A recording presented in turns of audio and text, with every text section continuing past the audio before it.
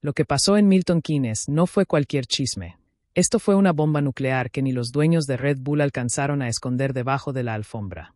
De un día para otro, así nomás, ¡pum!, se filtra que Helmut Marko estaba fuera. Y no Eli, se va a retirar porque ya está grande. No, no, no. Fue un gracias por participar. Sus cosas están en una cajita. Seguridad lo acompaña a la puerta. Y la reacción del paddock fue inmediata. ¿Cómo? El todopoderoso Marko, el que mandaba más que el Ministerio Público en fin de quincena, se queda sin poder. Pues sí, y no por una sola razón, sino porque ya les tenía el hígado reventado a todos en esa fábrica. Desde el inicio de la temporada ya se olía raro. Red Bull venía de años dominando como si fueran los reyes del universo, con Marko ahí sentado en su sillón, sintiéndose emperador romano decidiendo quién vive, quién muere y quién maneja un Alfa Tauri. Pero este año todo se les vino abajo. El coche no caminó como esperaban, hicieron el ridículo en el campeonato, y ahí fue cuando los dueños empezaron a hacer cuentas. Tú sabes cómo es, mientras ganan, todos son genios, visionarios, dioses intocables. Pero cuando no hay títulos, cuando los millones invertidos regresan en forma de memes y burlas en Internet, ahí sí empieza el a ver, joven, ¿quién fue el responsable de esta pachanga? Y adivina quién estaba ahí, parado, con cara de yo no fui, cuando claramente sí fue. Este despido no se sintió como decisión deportiva, se sintió a chisme de oficina. Porque esto no fue solo que el equipo no ganó. Eso hubiera dolido, pero se supera. El verdadero problema fue la acumulación de broncas internas, declaraciones fuera de lugar, pleitos con pilotos, disgustos con patrocinadores, y la cereza del pastel, decisiones que tomó sin avisar a nadie, como si él fuera el dueño. Imagínate, tú eres el dueño de la empresa, sueltas millones, confías en tu gente, y de pronto te enteras de que uno de tus empleados dio contratos, aprobó movimientos y hasta regañó gente como si la fábrica fuera suya. Pues claro que te enojas. Y no poquito. Por eso, cuando reventó la noticia, nadie se sorprendió realmente. Más bien fue un por fin. Porque la bomba no fue que lo retiraran. La bomba fue que, después de años de tolerar su ego, su boca suelta y su estilo de caudillo de Hacienda, los dueños de Red Bull por fin tronaron los dedos y dijeron: ya estuvo. Este señor no vuelve a pisar la oficina. Y claro, todo esto cayó como balde de agua fría justo en medio de un ambiente donde Max Verstappen ya no estaba tan cómodo como antes. Ese detalle es muy importante, porque si el niño dorado ya no te defiende, ya no te protege y hasta empieza a molestarse por tus escándalos, pues te quedaste solo. Y en un equipo así, sin respaldo político, ya no eres un asesor, eres un estorbo caro. Así que cuando digo que fue una bomba en Milton Keynes, no exagero. Porque lo que se vio por fuera fue un comunicado muy diplomático, pero por dentro la historia fue otra. Harta bronca acumulada, hartos errores, hartas metidas de pata, y un dueño diciendo ya no pienso pagar los platos rotos de este señor. Por eso lo sacaron tan rápido, sin ceremonia, sin homenaje, sin agradecimientos sinceros. Fue un corte seco. Y cuando un equipo que siempre presume control absoluto hace un movimiento así de brusco, es porque el incendio ya era grande. Y lo más sabroso es que apenas es la punta del iceberg. Porque si esta fue la explosión inicial, lo que viene detrás te va a dejar con la boca abierta. Helmut Marko siempre se manejó como si fuera el dios del paddock. Caminaba por los garachis con esa actitud de aquí mando yo. Y durante muchos años, la verdad, nadie lo podía tocar. Porque mientras Red Bull ganaba, mientras Max Verstappen levantaba trofeos y mientras el programa de jóvenes pilotos daba resultados, Marko era visto como un gurú, un arquitecto del éxito, el hombre que sabía más que todos. Pero como pasa con todos los genios, esa reputación solo dura mientras la victoria acompaña. En cuanto Red Bull empezó a tropezar, el aura divina se convirtió en un cúmulo de errores que ya nadie estaba dispuesto a perdonarle. La realidad es que Marko venía desgastado desde hace tiempo. Sus comentarios polémicos, sus decisiones unilaterales y su manera tan brusca de tratar a pilotos, ingenieros y hasta a los propios jefes ya habían hecho ruido dentro del equipo. Antes se lo toleraban porque el viejo sabe lo que hace. Pero si el coche deja de funcionar, si los campeonatos se escapan y si el paddock entero empieza a cuestionar el rumbo de la escudería, entonces ese mismo estilo pasa de ser mano firme a convertirse en viejo necio que solo mete problemas. Durante años, Marko operó como si no tuviera superiores, como si Red Bull fuera su finca personal.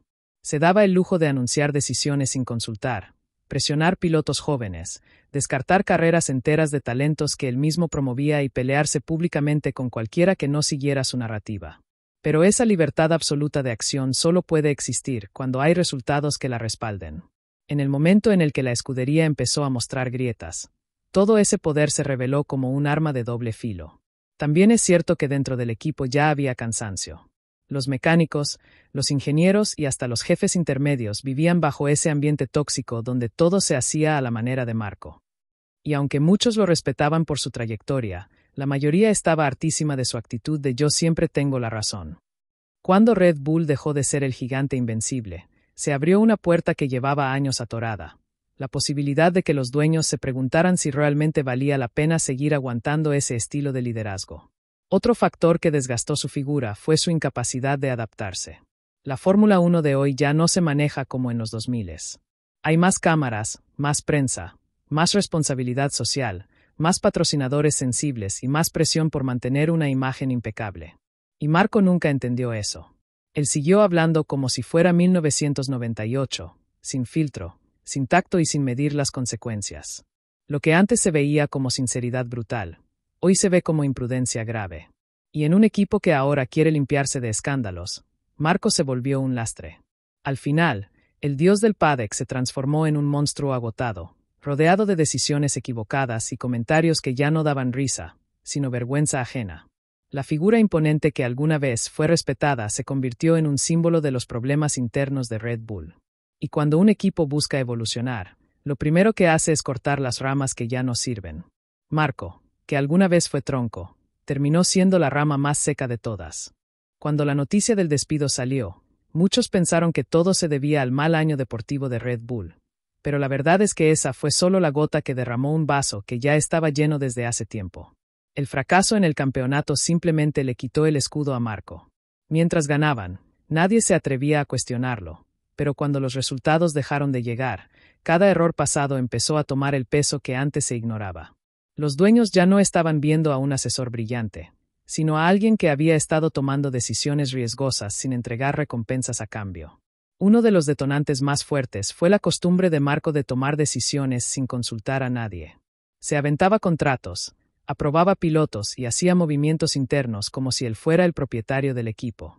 Ese tipo de acciones pueden pasar una o dos veces, pero cuando empiezas a comprometer financieramente a la empresa sin autorización, estás cruzando una línea roja. Eso generó molestia al más alto nivel y dañó la confianza. En cualquier empresa, cuando un empleado da órdenes como si fuera dueño, termina generando resentimiento. En Fórmula 1, eso se multiplica por 100. Además, Marco acumuló demasiadas polémicas públicas. Su boca siempre fue rápida, pero en un mundo moderno donde cada palabra puede provocar crisis, sus declaraciones se volvieron una carga. No era solo que hablara de más, era que dañaba directamente la imagen del equipo, obligando a Red Bull a salir a disculparse varias veces por cosas que él decía sin filtro. Eso cuesta dinero, reputación y relación con patrocinadores. Llegó un punto en el que el equipo ya estaba harto de tener que limpiar los incendios que él provocaba. Otro punto crítico fue la tensión interna con varios pilotos. Su manera de manejar las formaciones jóvenes pasó de ser firme a ser errática. Se peleó con uno, presionó demasiado a otros y tomó decisiones que muchos dentro del equipo calificaban de impulsivas. Cuando dentro del mismo paddock empiezan a decir que ya no se puede confiar en tu criterio, estás en problemas. Y eso fue exactamente lo que ocurrió. El prestigio que alguna vez tuvo se fue desgastando hasta convertirse en desconfianza generalizada.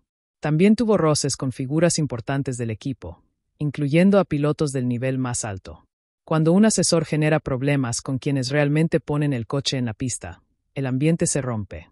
Lo último que quería Red Bull en medio de una temporada inestable era agregar más fricción interna. En lugar de aportar soluciones, Marco estaba sumando conflictos y restando armonía. Un equipo de Fórmula 1 no puede funcionar con alguien que siembra división en vez de dirigir con claridad. Finalmente, los dueños terminaron viéndolo como una figura que ya no aportaba nada positivo. Con una montaña de decisiones cuestionables, un historial reciente de controversias públicas y una estructura interna que ya no lo respetaba, mantenerlo era más riesgo que beneficio. El mal desempeño deportivo solo fue la excusa perfecta para ejecutar una salida que ya estaba cantada. Marco dejó de ser el hombre clave del proyecto y se convirtió en el símbolo de lo que había que corregir si Red Bull quería salvar la imagen y recuperar el rumbo. El final de Helmut Marko en Red Bull no fue ese típico cierre elegante donde las dos partes se abrazan y agradecen los años de servicio. Fue un corte frío, quirúrgico, casi simbólico. Después de tantas declaraciones polémicas, tantas decisiones unilaterales y tantos conflictos internos, el propio estilo de Marko terminó siendo su sentencia. Porque él siempre habló como si estuviera por encima de todos, como si su palabra fuera ley. Y justo esa forma de comportarse fue la que, al final, dejó claro que ya no había espacio para él dentro del equipo. Cuando la autoridad que te sostenía desaparece, tu voz deja de tener peso, y eso fue exactamente lo que le pasó. Durante años se creyó intocable, pero el día que los resultados fallaron, todas sus frases altaneras y todos sus desplantes empezaron a verse diferentes. Antes eran parte del personaje, ahora eran simples errores acumulados. El equipo ya no lo veía como un líder experimentado, sino como una carga difícil de justificar. Los dueños revisaron lo que había pasado en la temporada, lo compararon con lo que él prometió, y la balanza terminó por reventarse del lado negativo. No había forma de defenderlo. Su credibilidad se evaporó de golpe, y cuando eso pasa en Fórmula 1, la caída es inmediata. El famoso comunicado de su salida fue solo un disfraz elegante para algo que internamente se vivió como un ultimátum. Red Bull no quería un escándalo más, así que optaron por una salida acordada. Pero todos en el paddock entendieron la verdad. Lo sacaron porque ya era insostenible mantenerlo. Sus palabras, siempre tan duras, siempre tan confiadas, ahora se le habían regresado como un boomerang. Es irónico que alguien que construyó su poder a base de hablar sin filtro terminara cayendo por no saber cuándo callarse. La frase que mejor describe este desenlace es «el pez por la boca muere». Marko se acostumbró tanto a opinar, criticar y ordenar, que olvidó que en un equipo moderno cada palabra tiene consecuencias.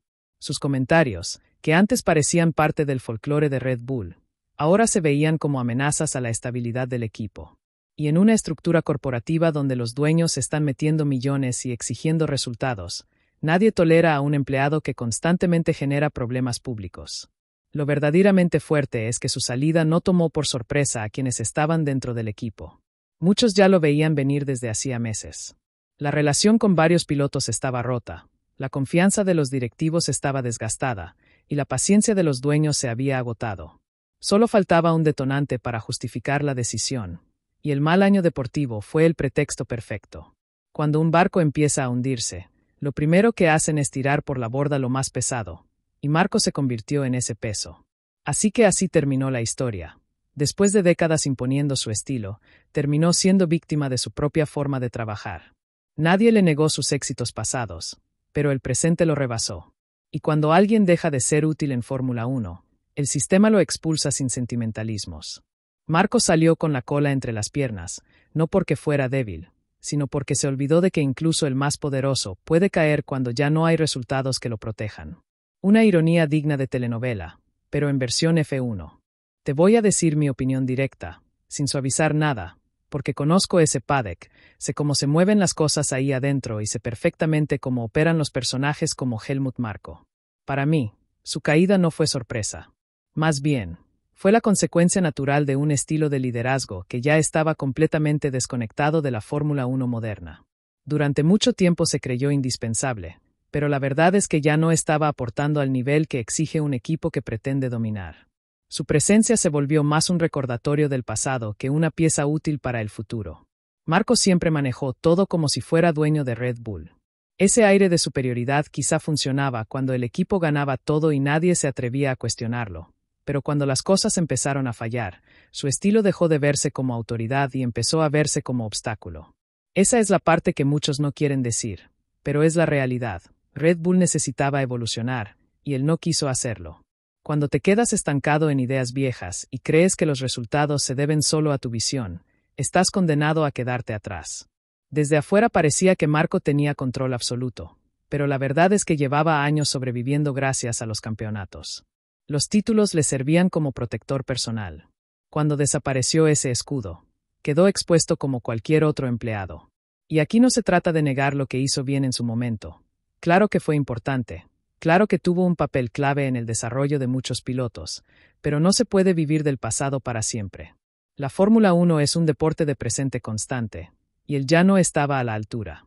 Algo que siempre me llamó la atención es cómo justificaban su comportamiento diciendo que así es él, directo, duro, sin filtros. Eso funciona en un taller mecánico de los 80, no en un equipo multimillonario rodeado de patrocinadores y cámaras por todos lados. El tipo no entendió que ya no estaba en una era donde podía hablar lo que quisiera sin consecuencias. Si tú como asesor generas más incendios que soluciones, entonces eres un problema, no un activo. Y los dueños, tarde o temprano, actúan en consecuencia. Para mí, su salida fue necesaria. No porque sea un villano absoluto, sino porque su figura ya estaba completamente desgastada. Red Bull, si quiere volver a ser dominante, necesita un ambiente limpio, estable y coordinado, no un asesor que divide, molesta y presiona sin aportar claridad. Era imposible construir una nueva etapa con alguien aferrado a los viejos métodos y convencido de que aún era intocable. Su salida era el primer paso para liberar al equipo del ruido que él mismo generaba. Y te digo algo más. Quienes creen que Marco era la columna vertebral del equipo se están equivocando. Las grandes estructuras no dependen de una sola persona, especialmente cuando esa persona ya no suma. Su época ya había terminado desde hace varias temporadas, solo que nadie se atrevía a decirlo. Ahora que está afuera, Red Bull por fin tiene la oportunidad de reconstruir sin lastres. Y si eso significa dejar atrás figuras históricas, pues así es este deporte. Aquí nadie es eterno. La salida de Helmut Marko cambia por completo el ecosistema alrededor de Max Verstappen. Le quita una de sus figuras más protectoras, alguien que durante años fue su escudo político y su voz dentro de la estructura de Red Bull. Aunque Max es un piloto extremadamente fuerte y no depende emocionalmente de nadie, sí es cierto que Marko le daba un respaldo interno que ahora desaparece. Eso abre un nuevo escenario donde Max tendrá que adaptarse a una estructura distinta, con decisiones menos personalizadas y con un equipo que ya no se va a moldear exclusivamente a sus necesidades como antes. Para Red Bull, este movimiento representa un intento desesperado de reinvención. Cuando un equipo llega a un punto de saturación interna, con escándalos acumulados, roces dentro del equipo y un año deportivo para el olvido, la única manera de recuperar el rumbo es romper con el pasado. Sacar a Marko no solo es un cambio técnico o administrativo, es un mensaje político dentro de la F1. Red Bull ya no está dispuesto a permitir que una sola persona marque el rumbo del equipo sin rendir cuentas. Es volver al control corporativo, algo que parecía perdido. También es un golpe a la identidad histórica del equipo. Nos guste o no, Marko formaba parte del ADN de Red Bull desde sus éxitos iniciales.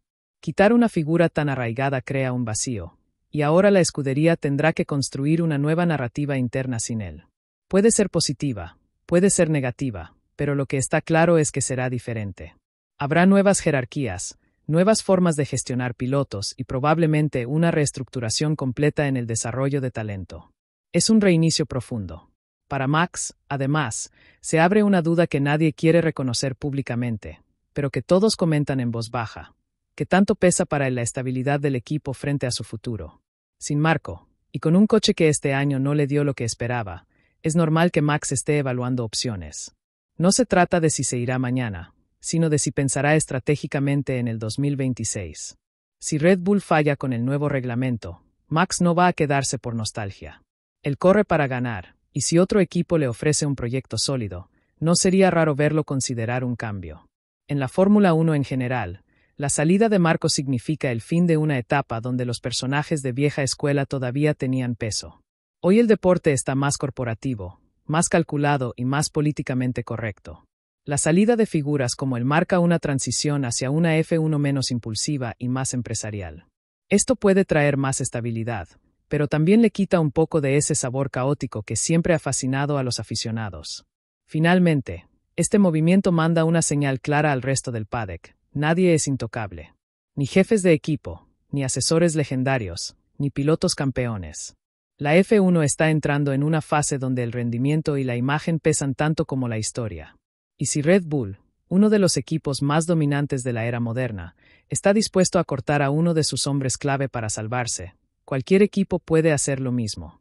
El ambiente se volvió más frío, más estratégico, y eso solo hace que los próximos años sean todavía más interesantes. Y aquí es donde todo se vuelve verdaderamente interesante, porque la salida de Helmut Marko no solo cierra un capítulo dentro de Red Bull, sino que abre una conversación mucho más profunda sobre el futuro del equipo y sobre cómo se toman las decisiones en la Fórmula 1 moderna.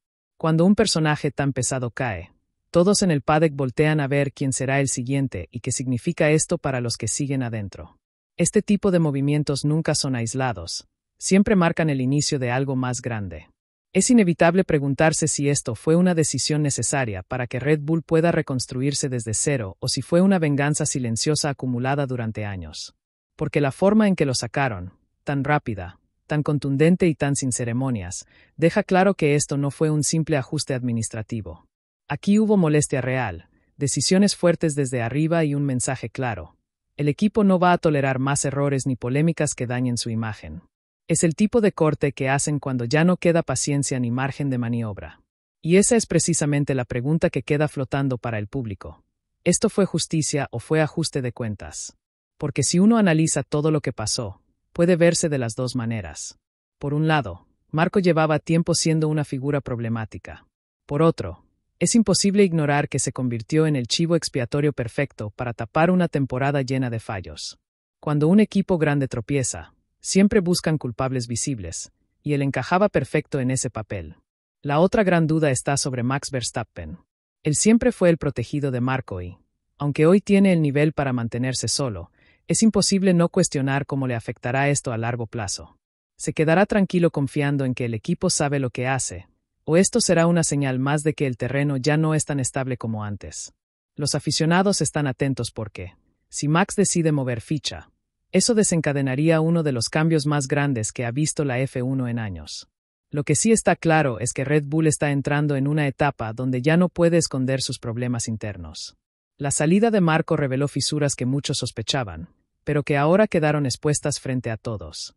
Y por más que quieran venderlo como un cambio amistoso, la realidad es que el equipo está en un punto crítico donde cualquier decisión equivocada puede empeorar la situación. Esto no se acaba aquí, esto apenas comienza. Así que la pregunta final para quienes siguen esta novela es sencilla, pero contundente. ¿Estamos viendo el renacimiento de Red Bull o el inicio de su caída? Porque este movimiento lo cambia todo.